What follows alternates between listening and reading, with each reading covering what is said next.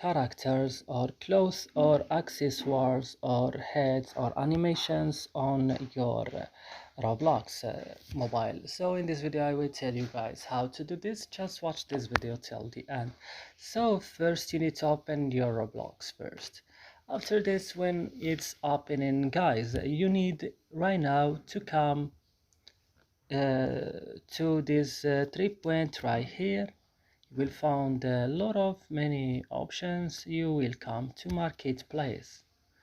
So here in marketplace, where you can buy everything you want about your character or about your avatar on Roblox. For example, you wanna buy this stew or cute face or everything you need, you will buy it from here.